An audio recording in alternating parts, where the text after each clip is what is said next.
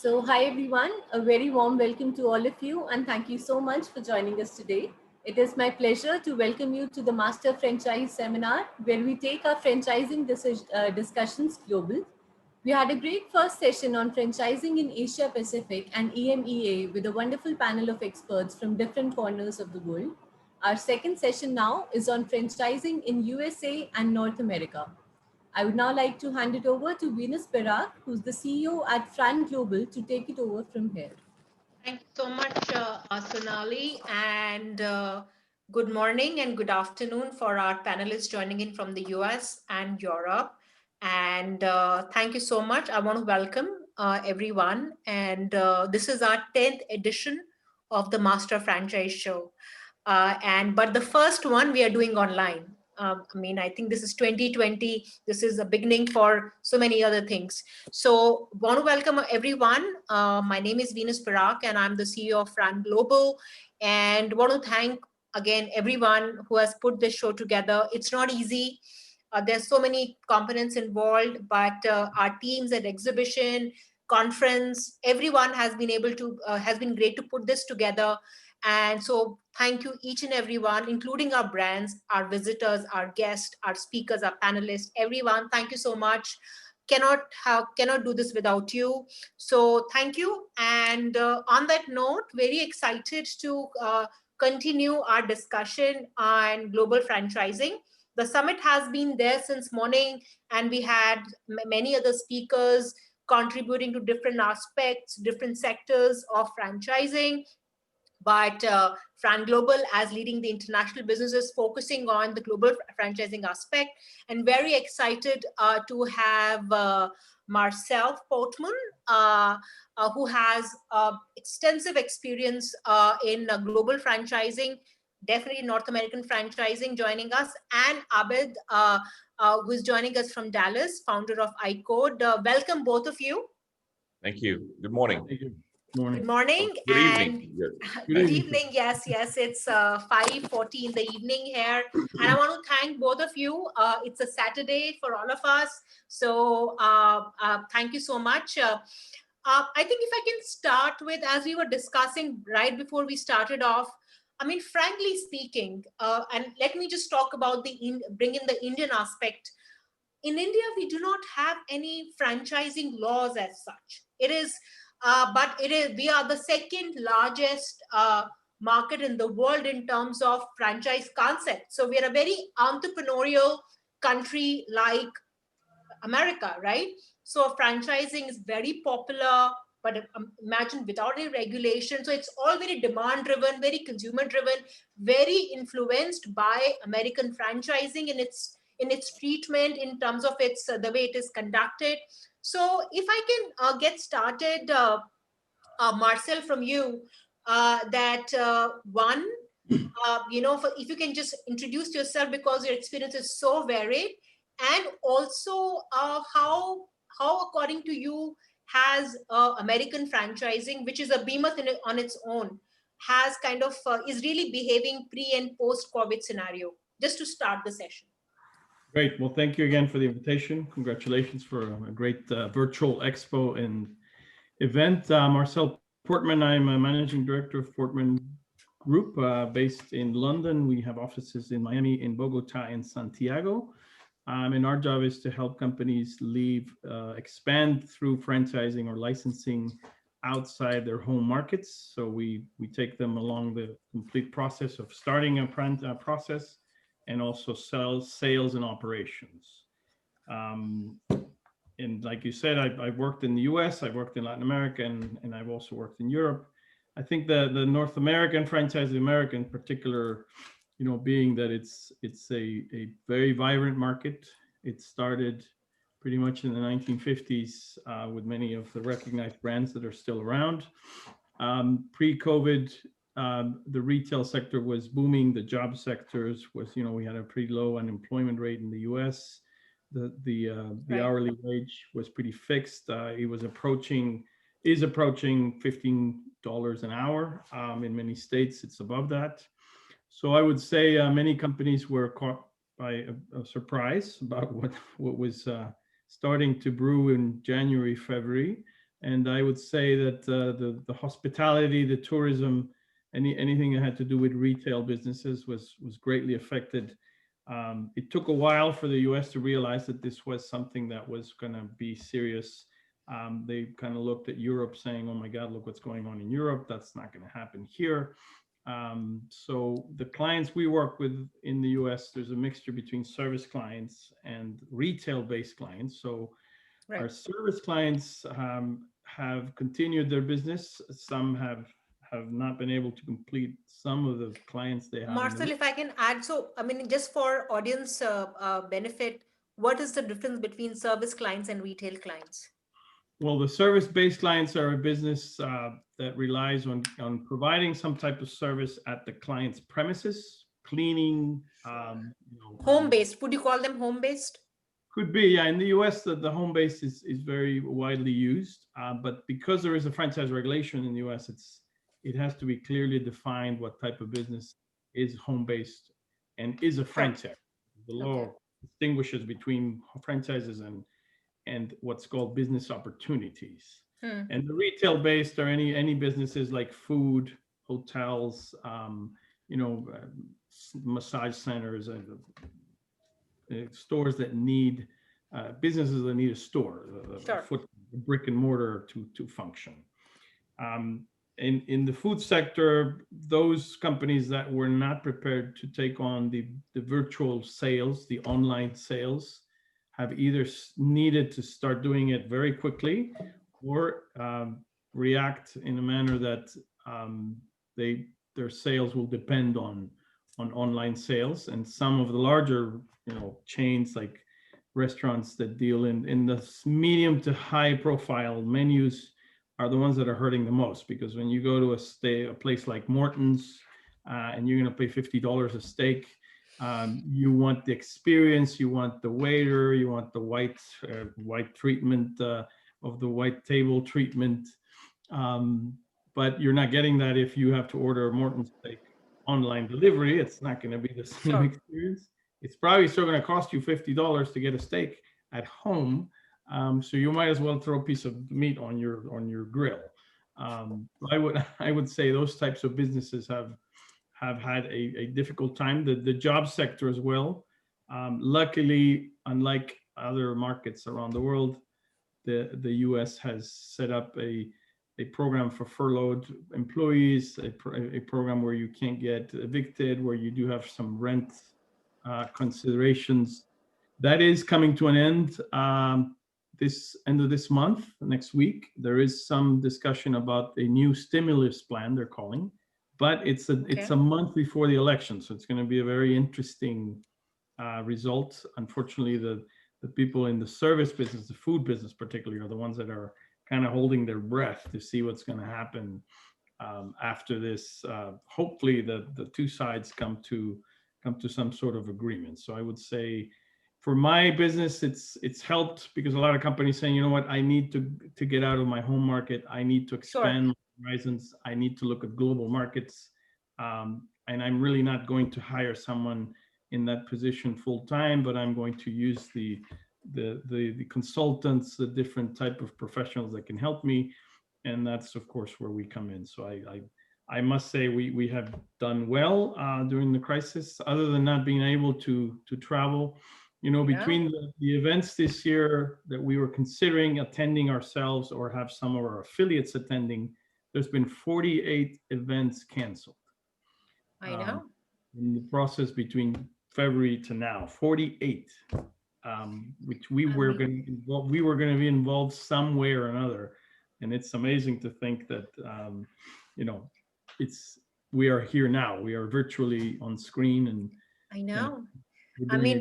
This was, in February, this was the last time I traveled, and this was just impossible. And Marcel, you would know this, and Abid, you would also know this, that in franchising, events are actually very integral part.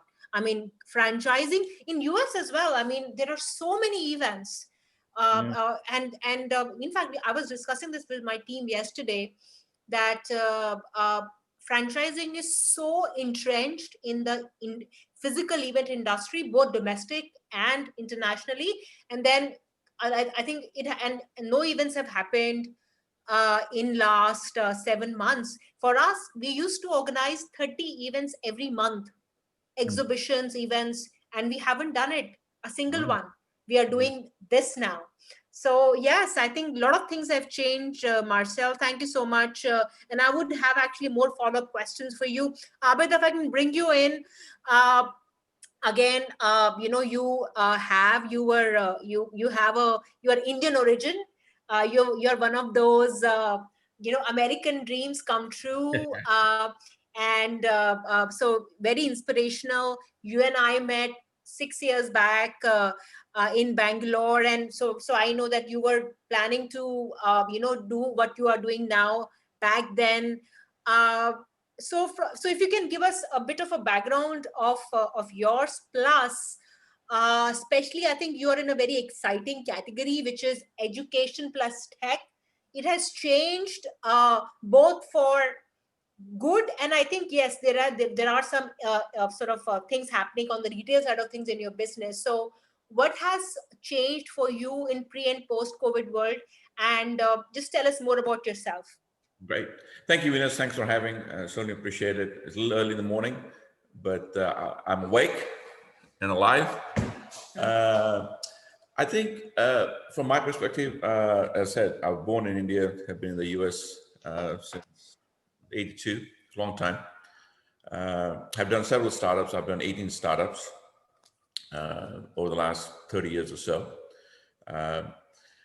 In the US, and being an entrepreneur for the last 25, 26 years, I've gone through 4 different crises. Okay. It was Y2K, it was 9/11, 2008, 2009, and now, 2019, 2020. Yeah. I think, people think that, this is unusual and, everything is going to change. And fundamentally, I think, these crises can be taken either way, as a disaster or an opportunity to reinvent yourself. And every crisis is different. But it teaches you the same lesson, right? You have to sort of reinvent yourself.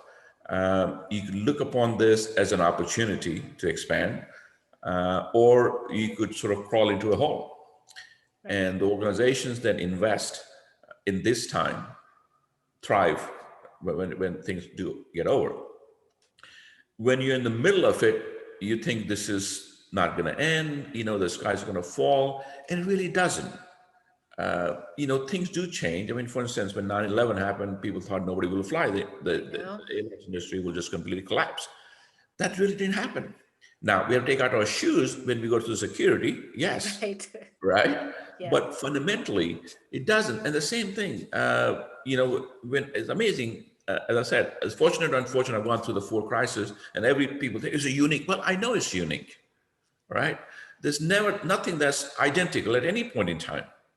But how you look at it is different. So from an ICOD perspective, we had a digital strategy that we had put together. We're going to invent that a little bit down the road. And I took that as an opportunity to launch the virtual, instructor-led courses. So now when we do come out of it, we're not only going to have the on-site component, but also the online component. So, so actually a silver lining. It forced us to do something we were going to do a little down the road. So I think the timing was impeccable from my perspective, because a couple of things are going to happen. One, as you said, the industry was very hot, the ed tech. Right. So everybody kind of jumped in, franchises as well as independent owners. And this crisis will basically weed out all the independent mom and pop, single 2-3 unit, coding academies. And a lot of the big ones may fail as well. So there'll be consolidation and there's an opportunity. So, being an entrepreneur, I'm always an optimist. You always look at, okay, what could be done, how you could turn around and make something fun. So it has been a great experience for me. I mean, the best part about it is, I have 2 college-age daughters. They were home. So I got 6 free months that I wasn't expecting to have with them. So it's been a wonderful time for me. While I spent time with family, which is wasn't expecting. They left. I'm hoping they'll come back in November because I think the colleges are going to shut for the winter. So it depends what you think. I think there's a lot of it. I think it's psychologically what you think. The U.S. is a huge market, as you said. Yes. It's also a regulated industry in the U.S. Right. About 11 states that you have to register to do business as a franchises. There's a franchise disclosure document, franchise agreement. So starting a business in the U.S., you can start in one day, but when it comes to franchising, it takes quite a bit of time. It does. In fact, I don't know. I mean, I started in this business in 2007 by bringing in Fran Corp to India, which is a Chicago-based franchise consulting firm. And so, of course, I went through all the training. Yes, so you have to. It is very highly regulated market in the U.S. It is. And but again, U.S. is such an unusual market. And why I wanted to have a separate session was that so much of franchising which happens across the world is influenced by America, by the sheer amount of sort of brands we have, especially like in our markets. And why I want to kind of bring in a perspective is that, in the 90s, we had all these big American brands signing up and coming in. That was the big opportunity. So I would say the first 15 years of franchising from the 90s to, let's say, mid 2000 was these big guys, big entrepreneurs and companies here. But we are in 2020, right? So that 9/11 and Y2K impacted, but it was not that big impact. But now in 2020, when the world is so much connected, the impact also is a bit different. And that's why, what I want to focus on is American franchising, especially in Asia.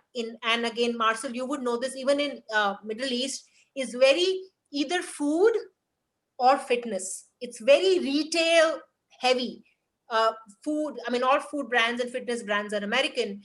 But now I think with with Abid coming in, Abid has a edutech brand, and it's completely, it can be done retail plus online. So I think what I want to kind of talk about is that a lot of new categories are opening up. Marcel, do you think that's correct that whatever we are seeing with pandemic, both in the American market and its contribution of exporting concepts and brands? For example, we represent a brand from America called, although it started in Australia, but now the ownership is in America, called Action Coach, which is a coaching brand. And we had our best months of Action Coach in last 5 months, right? So I think a lot of constitution of what the way franchising was happening is changing.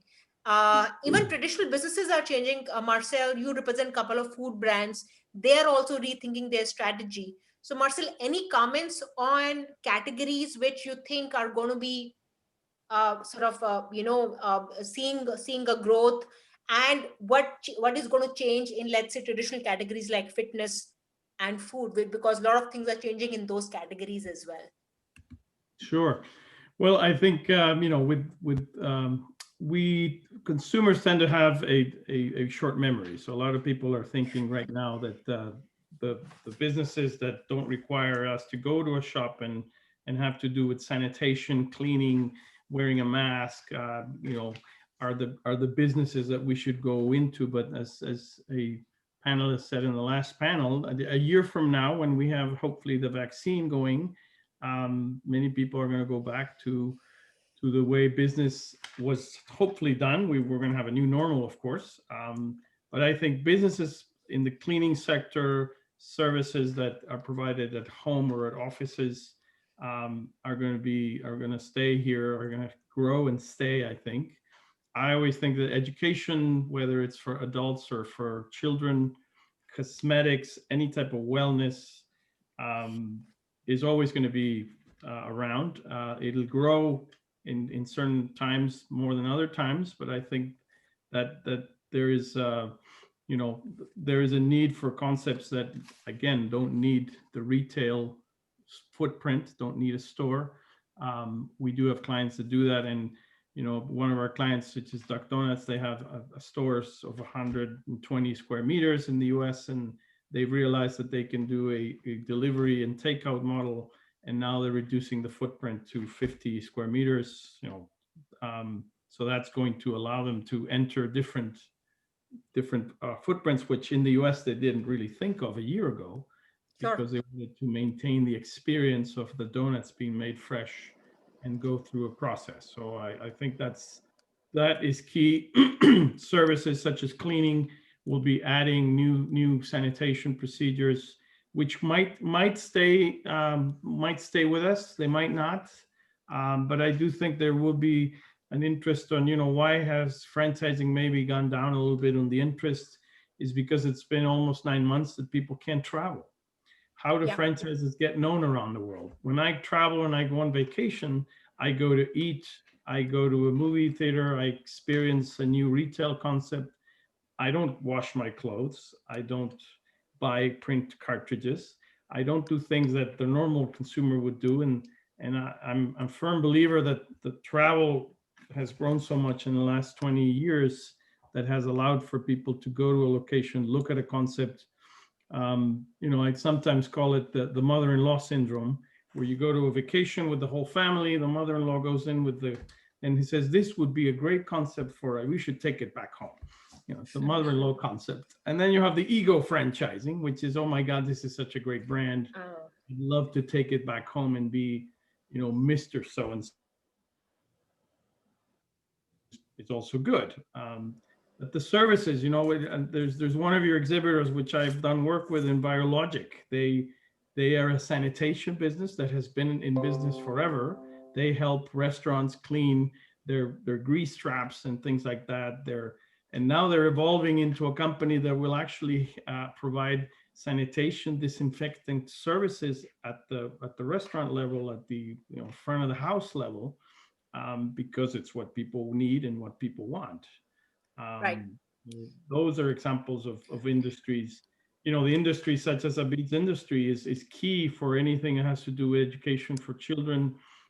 He has the advantage of being able to transport his business with relatively few changes, correct me if I'm wrong, to the virtual world, because nowadays it's the way it's been done in the past. So there are certain industries that have remained regardless of what's going on, and others have had to adapt.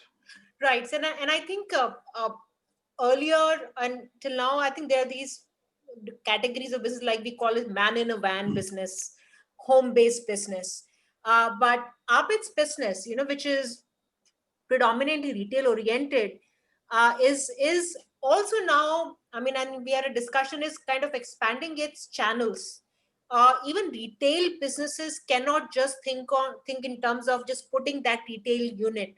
They have to think in terms of distribution as well.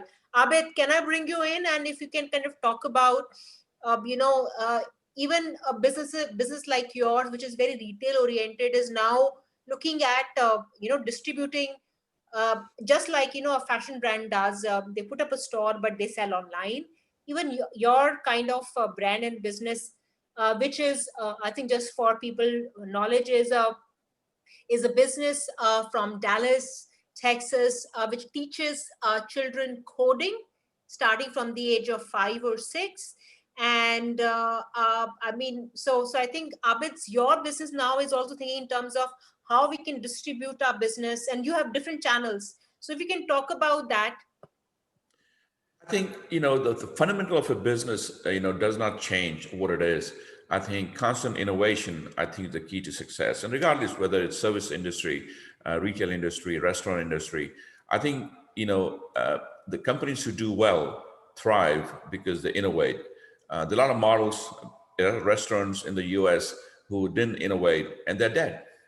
So I think that whether it's franchising industry, the business fundamentals don't change.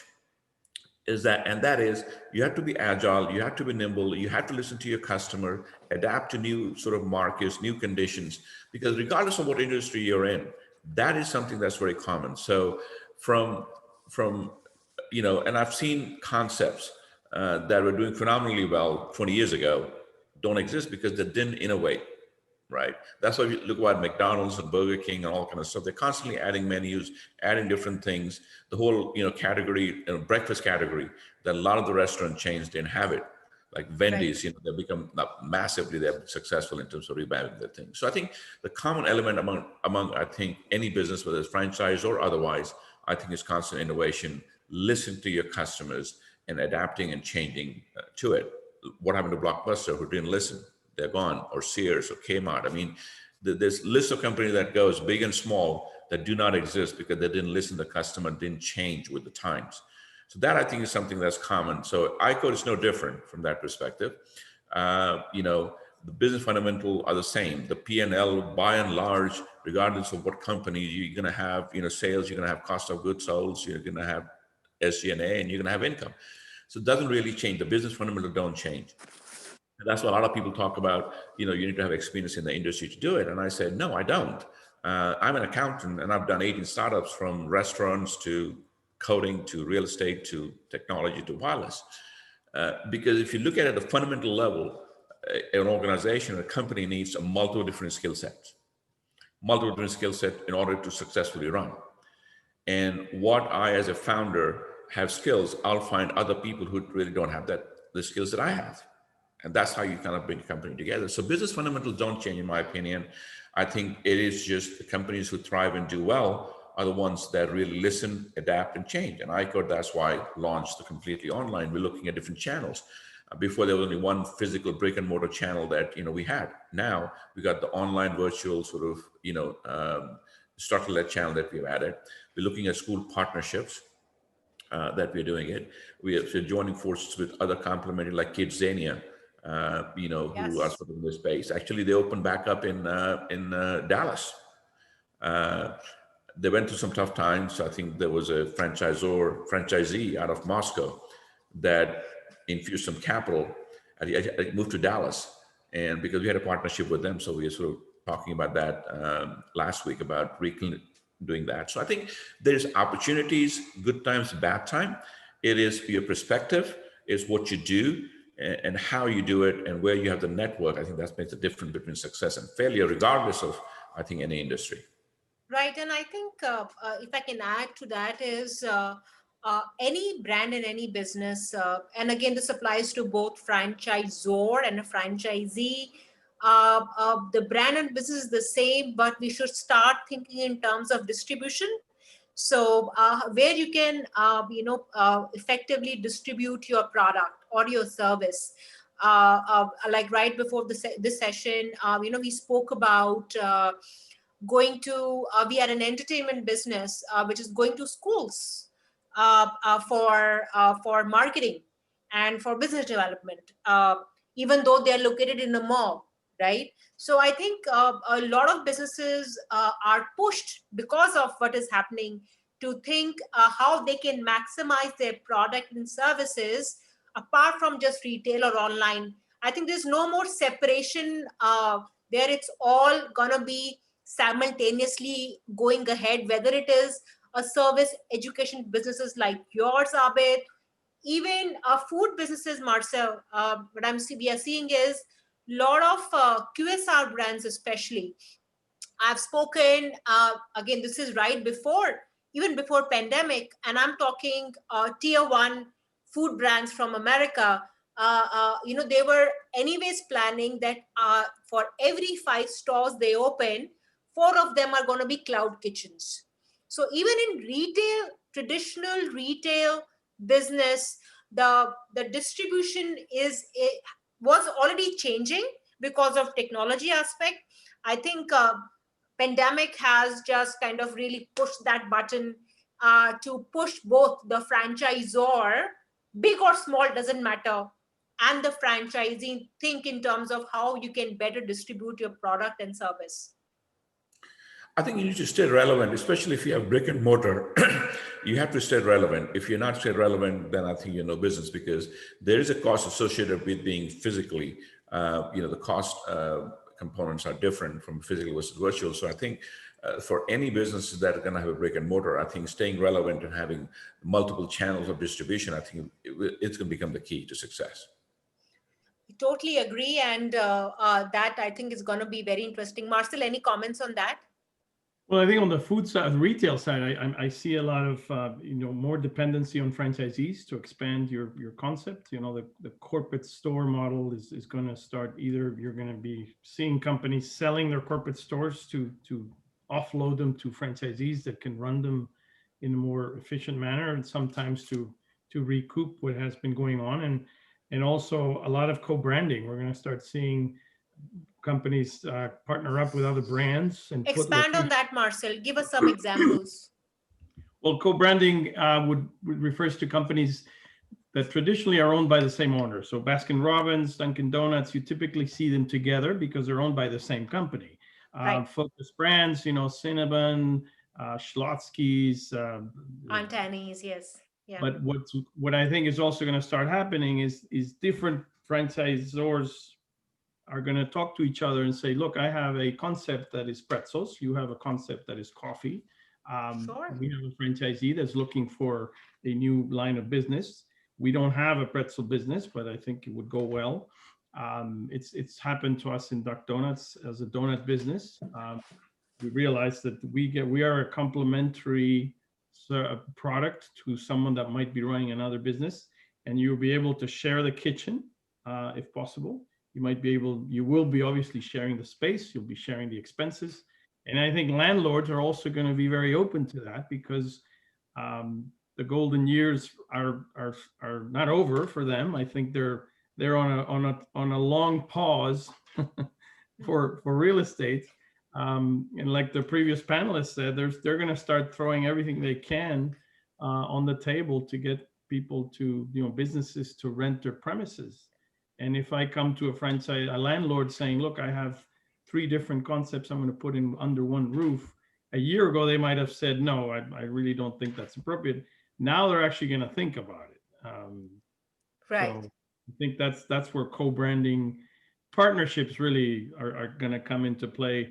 And even internationally, the brands such as Duck Donuts are going to start looking for partners outside the US that have experience in food already, and we're going to specifically target businesses that might want a dessert brand as part of their line of businesses.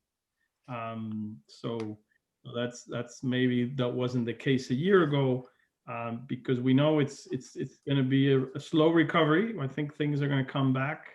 In many industries, things will change, but it's going to be slow. I mean, I think Europe is going through a second wave now. Southeast Asia, Latin America is probably going to be the slowest one to come back.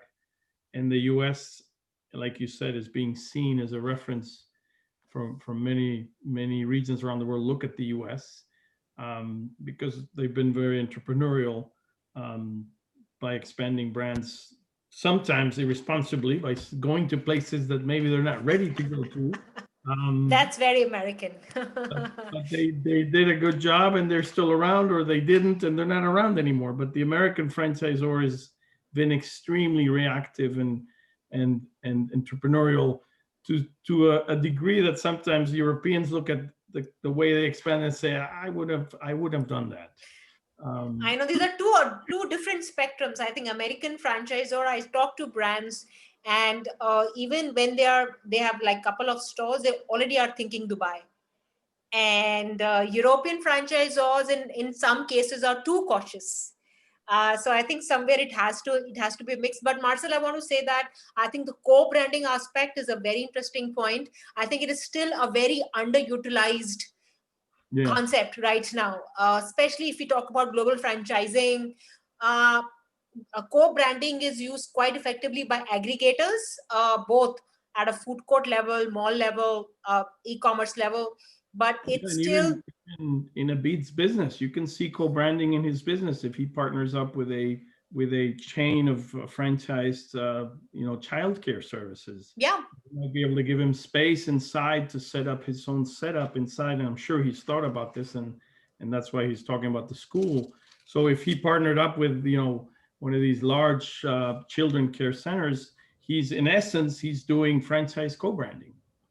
Right. I think co-branding is something, I think I'm writing it down. I want to do a research paper or a video on this, or maybe a separate session, because it is such an underutilized aspect of franchising in general, both national franchising, I'm talking about India here, and international franchising. There is a lot of opportunities available where co-branding can work beautifully. Very, very interesting point, Marcel. Yeah, I agree. I think it's a great mostly- underutilized opportunity. Sorry, Abid, go ahead. No, I think that's a great idea. Yeah, I think you're seeing it, like I said, you're seeing it when the owner of the brand is the same. You do have that. You go to locations where you see a Baskin, you see a Dunkin', you go locations where you see a Cinnabon and you see a Schlotzsky's. Even the Yum was one of the first that did co-branded stores where you would see Taco Bell and KFC, yes. A&W, all in the same roof. That is a traditional co-branding. I think what I'm expanding on is that the co-branding is going to go to the point where we have different owners coming together in favor of their franchisees, even with separate franchisees too. Right. I think does not have to be ownership oriented. I think I totally agree. I think, Marcel, we're going to do a separate session on this. I think it's a very interesting point, and it's so underutilized. If I really think of it, co-branding is generally, for example, and I'm not using anybody's name, but there is this firm which teaches children, and they have over 5,000 outlets, and they have no conflict with what Abid is doing. Adding that is going to work so beautifully. The only, I think it is such an underutilized aspect of franchising till now. Very interesting. I think we should take it up and expand more on it. We might do a separate session, Marcel, on this. I think what another point which I want to bring in is, Marcel, you touched upon it, and I think Abid has already implemented it because he's looking at expanding into India. Meanwhile, he's just starting to kind of expand his brand into America. Is why American brands, both, I think bigger brands are already all across the world, but mid-size to small-size American brands, they should be thinking about kind of crossing the pond. Good, bad of that, Marcel, from your perspective, and especially like where we are in the time. Sure. Well, I think that the good is obviously a benefit for the company and the brand expansion, and you're always going to get, especially if you're in the retail and you get a lot of visitors. Like I said, people that are on vacation, they come see your concept, they love it, and you're always going to have that interest. If you have to go to a map when somebody comes up to you and says, "Look, I'd love to open a store, one of your stores in Armenia," and I have to go to a map to see where Armenia is to see if I'm interested or not. That is obviously a red flag. But I do think that there are certain aspects that I always say, make sure you can identify those markets that are franchise friendly. Sure. Franchise friendly means not just legislation, but also workforce, accessibility to locations, a proper supply chain, because it's great if you find a great partner, but all of a sudden you realize you're not going to be able to get your product there. You don't have suitable suppliers.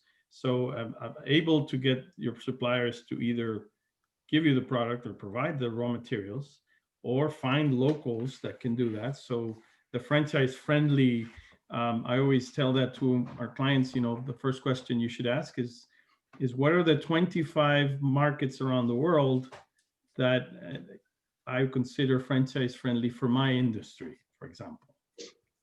And that's one of the exercises we do with our clients to get them kind of going on this list. You should always have a target list, because you have a marketing budget, you have a development person that needs to perform and get you deals, but you're always going to get, if you're at a trade show, you're always going to get somebody come up to you and say, "I'm from such and such country." It's not on your list. Right.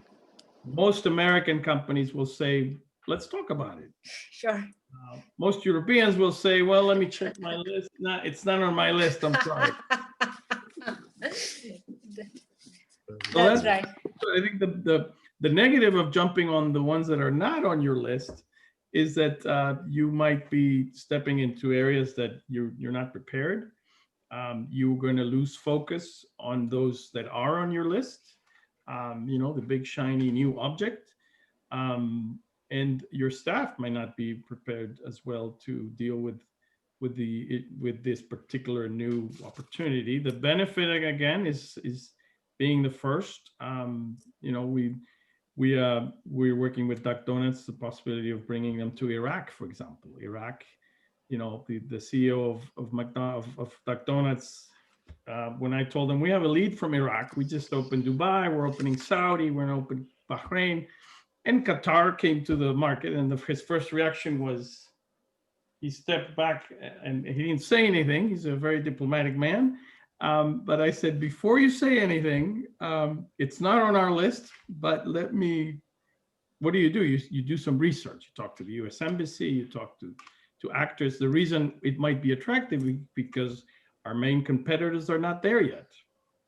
So when you're able to go in as a secondary brand in your market and you go in as a primary brand or the first brand, you have that opportunity of maybe taking a hold of that market before your competitors do. When you're a middle to small brand. Yeah, that's happened quite a bit in the coffee business across the world. Starbucks, wherever there are not there, the other brands come in. So that's one factor. But Abed, I think if you can, as a growing franchisor in the US, I think another factor which American brands can also look at is the product market fit. Why I guess we connected was that your product and market fit seems very interesting for India, and especially now furthermore because we have a change in our education policy and coding has become mandatory, especially from grade 6. So I think in my view, product market fit also should be considered when you are kind of talking about international franchising, right, Abed? I think especially it really fits your bill.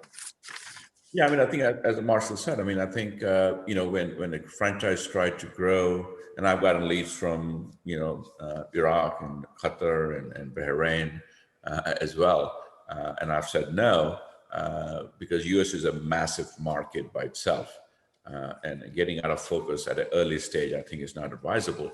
But India makes a lot of sense because I happen to be from India, so I'm quite familiar with India. And also just the sheer size of the market in India is massive for a product like or services that ICO does.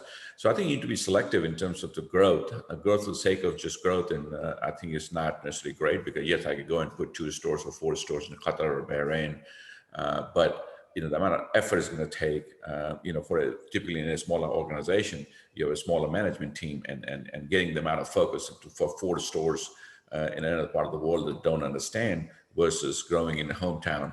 So I believe that I think, franchisors, sensible franchisors, I think are very selective in terms of what makes sense to them.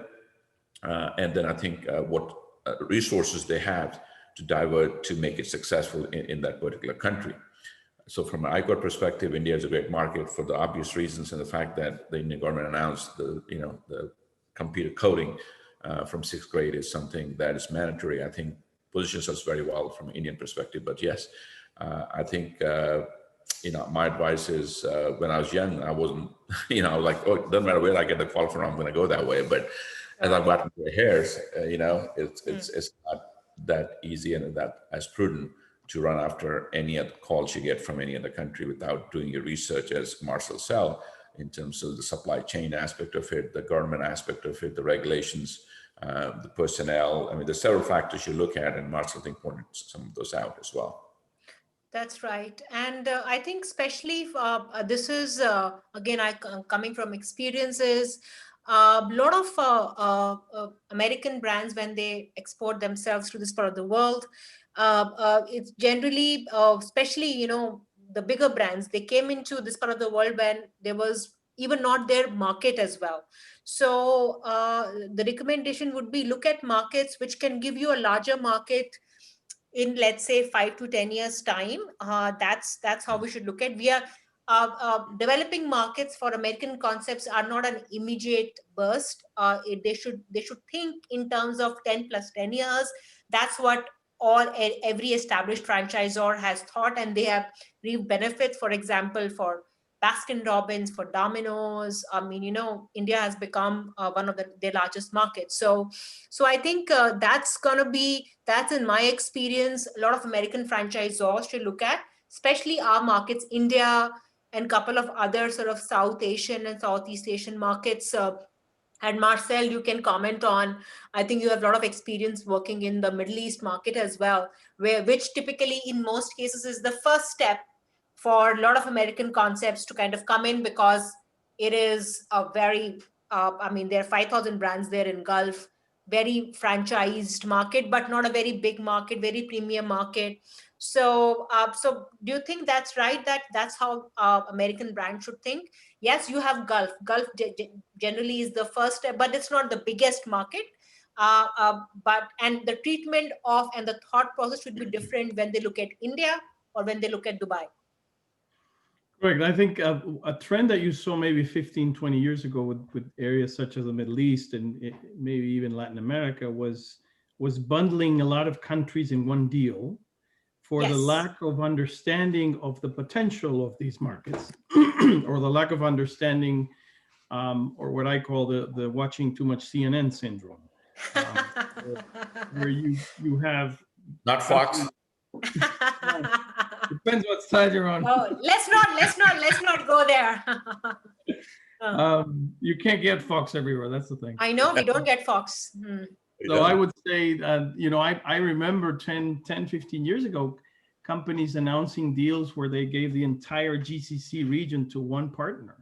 And that created a very sort of potential growth, but in some cases it resulted in taking a brand hostage, if you'd like, because you opened one location in Kuwait and you had the rest of the area and you didn't open in any other market for a number of years because you were either busy or you just lost interest. And guess what? Now you have an agreement of 10, 15, 20 years that you need to try and get enforced a development schedule. So I've seen that change in the last 5-7 years where you are now seeing individual markets being franchised out. In Central America, the same thing. There are certain companies that have given the entire rights of South America to one group. One, because they really didn't know the potential. Two, they didn't want to deal with, I don't want to deal with 18 different franchisees. So they thought that was a good solution. If you found the great partner to do that, that's great. McDonald's has the entire South American continent is owned by the Argentina master, which is Arcos Dorados. They own everything that is in South America except for Brazil. And it's been a great partner for them because they run everything out of Buenos Aires. But if they would have chosen the wrong partner or done the wrong move, that could have seriously affected a brand like McDonald's around the region. So I do think that's a very important point, Marcel. And in fact, in markets like India, where we are located, sometimes and I'm talking about big American brands, they would just do this one small deal because one of their, let's say, team members would have a lead, and then just one store deal and nothing happens for 7 years. Or even giving one country to one entity, a market like India sometimes is not the best decision, because India is, let's say, 10 different markets in one market. So yes, I think that's a very good recommendation for American brands, is not to, I think it used to be possible, and it still is possible for, I would say, the top 15, 20 players, which again have become very, very selective. They already kind of own and operate 100 plus brands. They come with their own set of priorities, baggage, and definitely benefits. But if you are a growing brand, if you are a new franchisor in an international arena, I think doing your market research and addressing sort of individual markets is going to be more effective. Yes, it's going to be slower, and you might not get that fat fee, which typically American brands do get, but it will be helpful in the long run. I do agree with you on that, Marcel. Yeah, and also avoid the temptation of a lot of companies in the U.S. have the such and such brand international, and you all go ask them and like, where do you have locations outside the U.S.? Nowhere. I just thought it was a nice name. Canada. International. Canada. Or they Hey, say hey, Canadian. Canada. yeah, World Series, right? In baseball, right? It's a World Series. Play And with then the us. other factor is the nostalgia factor. That is a very, very big factor that I've seen in certain markets. And some companies have taken great advantage of the nostalgia factor, which is, for example, a company out of Central America that does fried chicken. Very, very, very popular in Central America. So popular that McDonald's had to include fried chicken in their menu. That's right. I know that brand. And they entered the US and they particularly found the locations or the cities that had the majority of population of their, Latin in this American, case, yes. Guatemala, El Salvador. And they expanded very nicely. They had stores with great sales. And that is a successful example of the nostalgia factor. Because Right. if I'm living in the US for 20 years and I see this concept that I ate as a kid with my father, my mother, my brothers and sisters, the whole nostalgia comes back, and then I'll bring people that I know locally. You should come to this place. I used to go to this place when I was a kid. It's the best chicken ever. The problem with that is if when you have the wrong outcome of a nostalgia franchising, where the community you thought was going to embrace you doesn't, or it did embrace you, but the rest of the community didn't. And that causes the brand to rely on a very small consumer base that will sooner or later dwindle, and you might not be able to survive. So the nostalgia factor has a good and bad. Right, and I think we've had those cases, and on that note, I think I would also want to bring in your feedback from both of your ends, that if anybody wanting to get into franchising as a franchisee, anybody, and we have done those deals ourselves, because sometimes we do get investors who would say, I ate this brand because I was in college and it was right next to me, and I ate there almost every other day. And I want to bring that brand to India. I've had those cases. Those brands have been brought in, hundreds of millions of dollars have been spent, but without any proper, I would say, thought process and execution in mind. So totally with you that I think the novelty and the vanity factor should be avoided. Yes, if you love a brand, you should definitely talk to them, but not only on that basis. I guess that would be my recommendation. But Abid, from your end, especially I think your category, which is becoming bigger by the day, what would be your, I mean, since you're an entrepreneur yourself, if you put yourself in, let's say, a franchisee's shoe, how would you, what would be your, let's say, first couple of recommendations that they should get into a franchise business? One of the first thing I tell people is franchising is like a marriage. It's not a dating game because for long haul. So what I mean by that is, so the franchisor that you're going to be working with, you're working for a long period of time. So I think is I think you need to make sure that the team you're working with is somebody you get along with and see eye to eye. Because life is too short. You don't want to work with somebody that you don't sort of agree on philosophically or from a business perspective. So that's number one. Second, I always tell people, just like if I were to look for an investment opportunity, what are the things that I look for? First of all, I look for the industry. What is the industry? Where it's heading? All right. That's the number one thing that I look for when people come and pitch me ideas all the time is, okay, what is the industry? That's number one. Second, I look at the management team, because at the end of the day, you're relying on that team for your success. So I think judging and looking at the management team of the franchisor becomes absolutely critical, in my opinion. The third thing I look for is a vision, because things change, and you need to be with the organization that really has a vision for the future. Because once again, because the marriage, that's what I talk about. It's not a dating game. It may be hot today, right? Right. I look at the management from an execution perspective. How it has executed in the past, because that's an indication of how they would do it in the future. So these are pretty common things but I think the three things I look for is the industry, the management team, and the vision. Yeah, fundamentals of anybody. Fundamentals. And I think another thing which I can add is for new entrants into franchising, because what this time has done is we are seeing a lot of new people looking at franchising, both brands looking at franchising, and also a lot of people wanting to become franchisees. Franchising, one, is not a passive investment business, Nah. especially if you are entering it for the first time. It is your investment plus your time. So it's return on capital plus return on time. That is very, very important. And it is not a passive investment. Money is important. Yes, it is important part of setting up your business, but that is not the only thing. You should assess yourself. If you see, as Abid mentioned, can you see yourself working with these people? Does this business is going to have a product market fit in the industry which sort of it is in?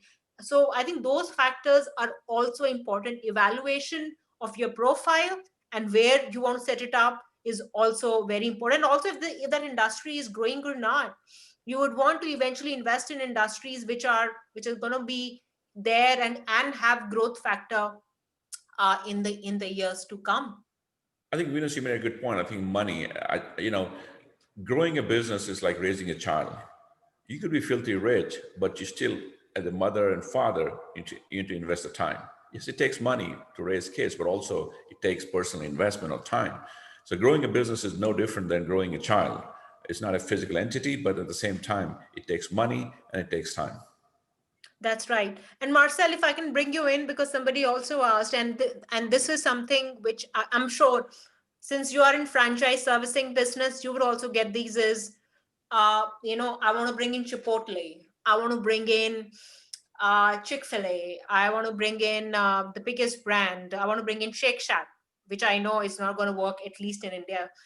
So what would be your recommendation in terms of franchisees looking at American brands to their territory in markets like India, Dubai, or anywhere?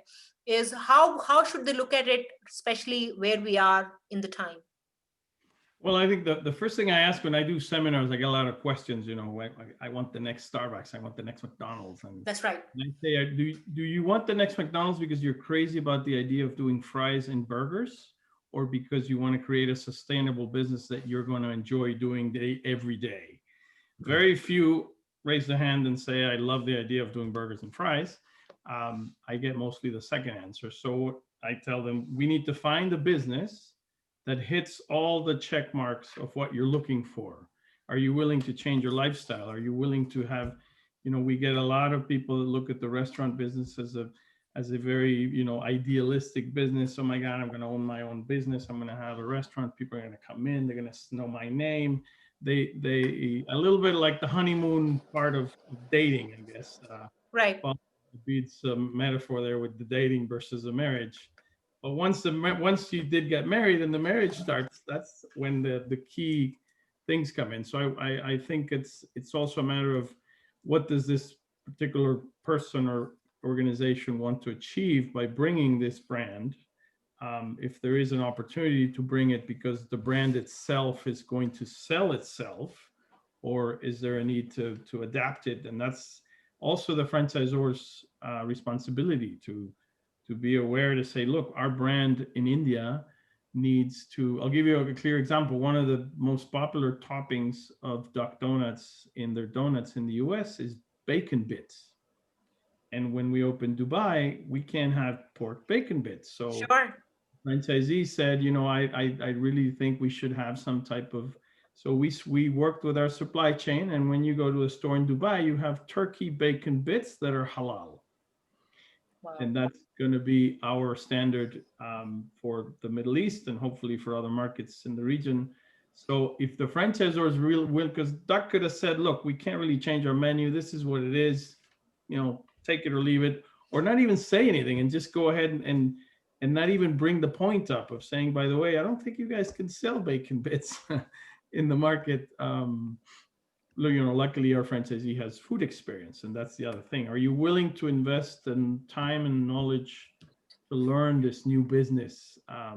Because a lot of franchisors said, you don't need experience in our business. And in some cases it's true, but in most businesses, if you're going to be changing your lifestyle completely, you're used to going to taking a vacation twice a month, twice a year. You're used to changing your car every 24 months. Your family is used to being able to have a certain standard of living. Are you willing to sacrifice some of those or all of those in order to make this business successful? Because it's going to take some time to be where it's going to have to be for you to keep your standard of living. And that's part of some of the things I raise up with potential franchisees to kind of let them do their self evaluation. What are they looking out of the business? Right, and I think especially when we're talking about brands, as I tell everyone that when I started in this business, every let's say 9th or 10th guy I used to meet used to tell me, Venus, I want to buy a McDonald's, get me a McDonald's franchise. They don't do that anymore.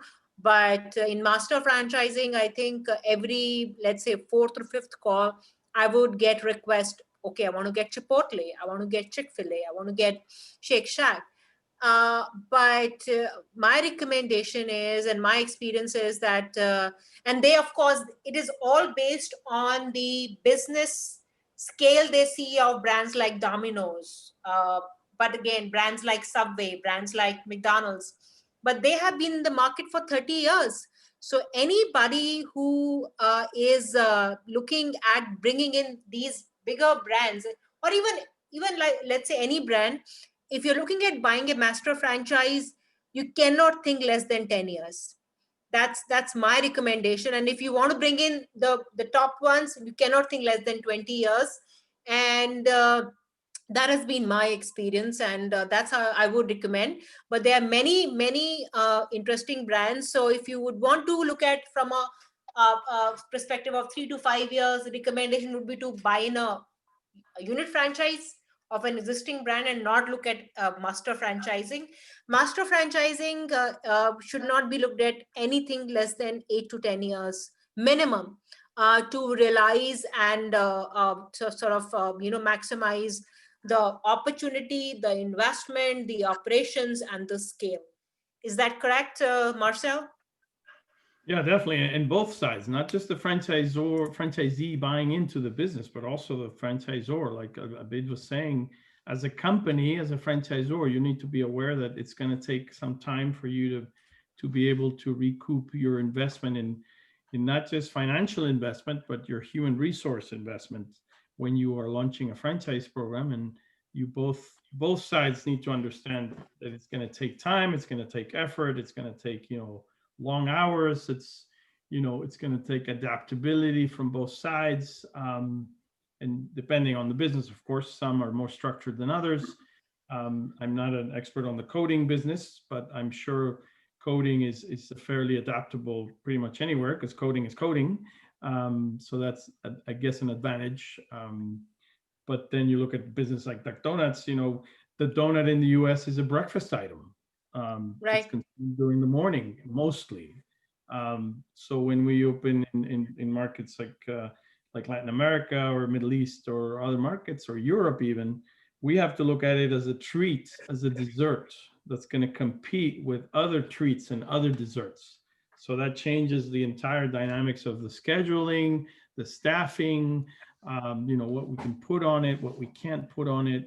We're hoping we are able to go and enter India in the short term, and we need to make sure we do it correctly, because we don't want to be a flyby operation that is in and out in 8 months. Right, and I think that's such an important point. The product market fit is so important. Does not necessarily mean that it won't work. For example, every fast food brand, American brand in India, does not serve beef, which is almost in the minds of Americans would see, okay, a hamburger, but there is no beef. But that's how there are thousands and millions of burgers and pizzas are sold, no beef at all. And so every brand which came in had to re-engineer everything about the supply chain, and everything had to be sourced within India. But now it is a norm. So I think product can be engineered, but yes, you have to, without losing the essence of the brand. And I think a lot of American brands have done that, and really kudos to them. A lot of them have done right, a lot of them have kind of done wrong, gone back, come back again. So that is part of the cycle. I think now we are reaching the end of our session. If I can get some sort of last comment before we end.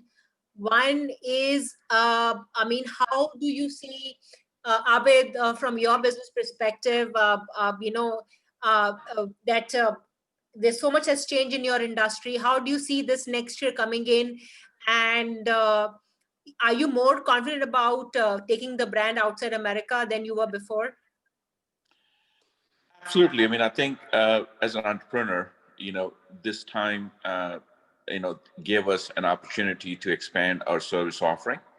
I think I, as an investor in iCode, has doubled down and created a lot of back office systems, new programs, new initiatives. So I'm gung ho. I can't wait for it to go. And also, I think there's a lot of consolidation. I think a lot of the mom and pop, a lot of the other big sort of competitors are going to go out, because that invariably happens in any crisis.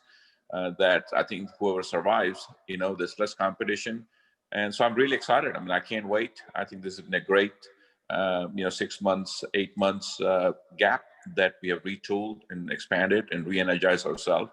And I'm as optimistic, if not more, than what I was 6 months back. And for India, especially Abid, we've had some interesting discussions. You remain optimistic, right? Yep. I think, India is a great opportunity. I mean, I think India is a great market. I think I'm really, really excited about India, coming into India, being my home country as well. So it'll be good to come back. And my mother was a teacher in India, so Oh, wow. it'll be something nice for me to come back and tell my mom, here, mom, I'm teaching kids.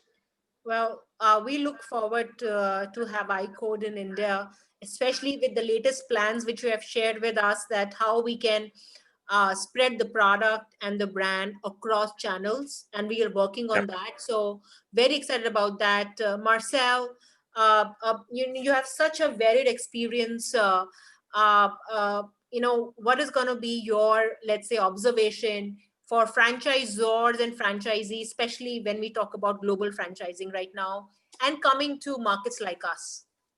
Yeah, well, I think one of the benefits of what's going on is that many of the companies that I've talked with have had, before this whole thing started, they had a very aggressive expansion plan. They had a very aggressive revenue target or expansion target.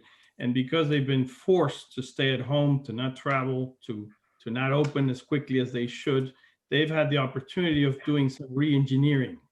They've had an opportunity to look at their concept and say, look, okay, we got time because we're really not opening one store a month anymore. So let's see what we're doing internally to get better at what we're doing, because we realized that, one, I need to get better at what I'm doing because it's getting harder to do it.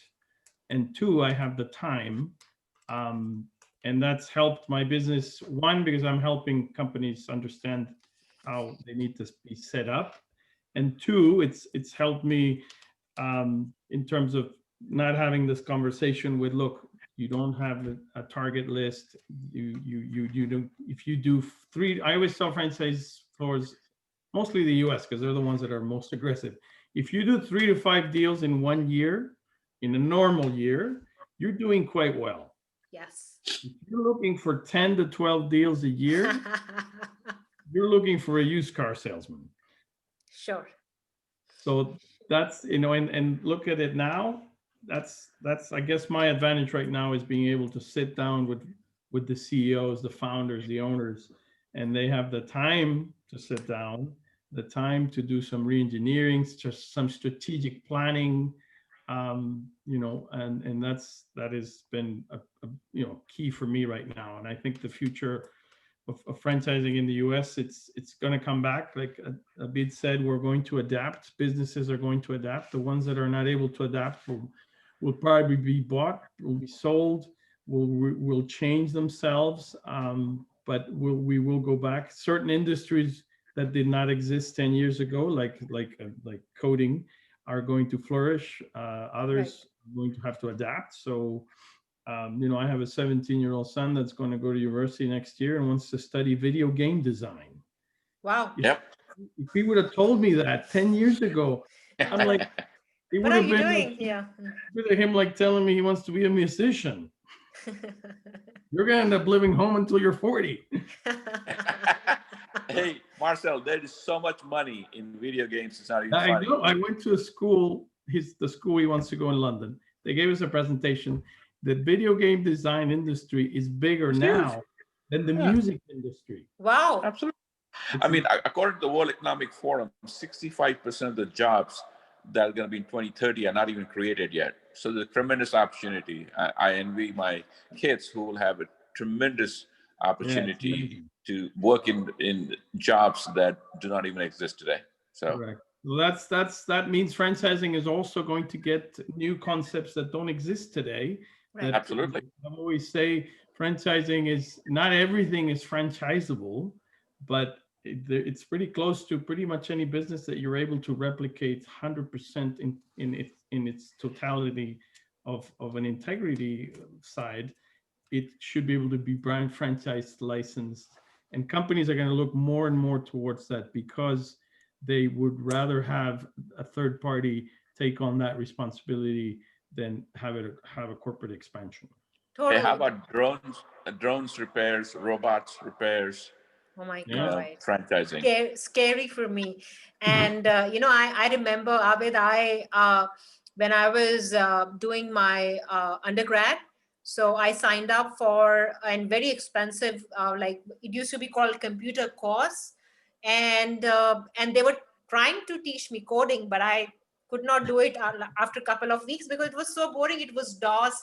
But now everything has changed, and that's how. So I think, especially when it comes to international franchising, if you're able to spot what's coming, there is a lot of opportunity available. But you have to be able to spot and understand and predict. Okay, this is going to be big in next 3 years. So look for those opportunities, but evaluate yourself, the market, and the brand. Don't hurry up, don't kind of sign off anything in a hush thing, because those deals never pan out anyways. It's not just only about the money, it's about you, it's about the market and who you are. So all those things are important. I want to thank Marcel, Abid. Thank you so much. I know it's a Saturday, I know it is late for you, but thank you so much for joining in. And I want to thank all my conference team, my exhibition team, everybody who has made this show possible today. It's the first time we have done it online. We plan to do something else, which we will come back to you to do more of these global events. But thank you so much, and have a very good day, and good evening to everyone. Good. Thank you. Thanks, Venus, for having us. Thank you so much. Have a good day. Best of luck on your expansion. Thank you. Thank you. Thank you. Thank you. Bye-bye.